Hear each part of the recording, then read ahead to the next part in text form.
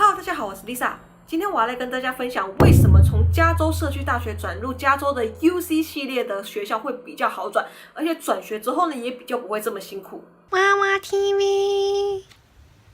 我会说从加州的社区大学转入加州的 UC 系列学校会比较好转的原因，是因为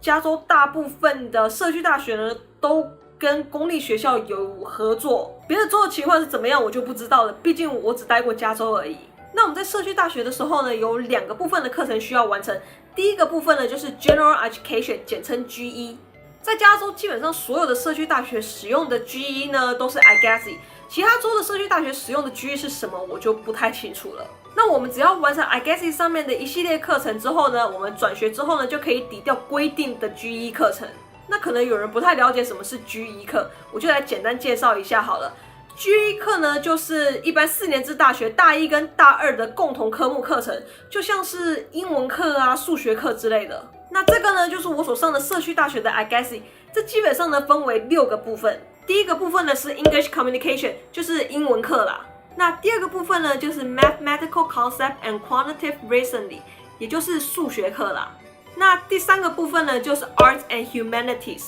也就是艺术与人文。那第4个呢，就是 Social and Behavioral Science， 也就是社会和行为学相关的科目。那第5个部分呢，就是 Physical and Biological Science， 也就是物理、化学、生物等等之类的科目。那最后一个部分呢，就是 Language Other than English， 也就是第2语言啦。我想这张单子上应该都写得很清楚了，请大家自己去寻找自己社区大学的来研究研究，我就不多说了，因为每个社区大学的单子看起来都不太一样，因为课的项目不一样嘛，但是大标题应该都是差不多的啦。那关于那个 Language Other than English， 我想要跟大家特别的分享一下，其实像我们这种英文不是第1语言的国际学生，根本就不用在社区大学再拿其他的语言的课了。因为你仔细看哦，它上面其实有写，你可以拿你高中的第2语言成绩来抵掉。那我们在高中的时候不是都有拿国文课吗？你就可以拿你高中的成绩单去请他们帮你抵掉，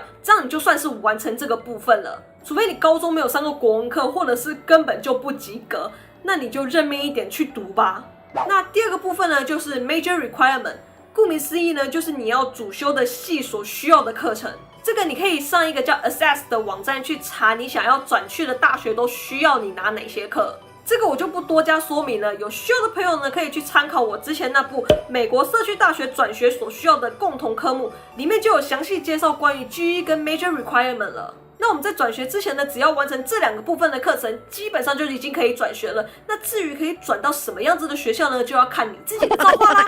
至于我为什么说加州的社区大学转入 UC 会比较好转呢？是因为呢，加州很多社区大学呢都跟 UC 有一个保证入学的协议，我们俗称 TAG。当然不是每一间 UC 都可以 TAG 啦，现在好像是除了 UC Berkeley、UCLA 跟 UC San Diego 之外，剩下的6间 UC 大学都可以 TAG 的样子。不过依照规定，每一位学生呢最多只能 TAG 1间 UC 而已哦。我是有听我一个认识的哥哥说过，他那个年代好像是可以 tag 很多间 UC， 然后那个时候 UC Berkeley 跟 UCLA 好像也可以 tag 的样子，然后慢慢的 UC Berkeley、UCLA 都不能 tag 了，然后到我申请的时候，连 UC San Diego 都不能 tag 了。那关于 tag 的资讯呢，我会把 UC Admission 的网址呢放在说明栏里面，请有需要的朋友自行去查询。那我为什么会说加州社区大学的学生比那个外州社区大学的学生转到 UC 之后比较不会这么辛苦呢？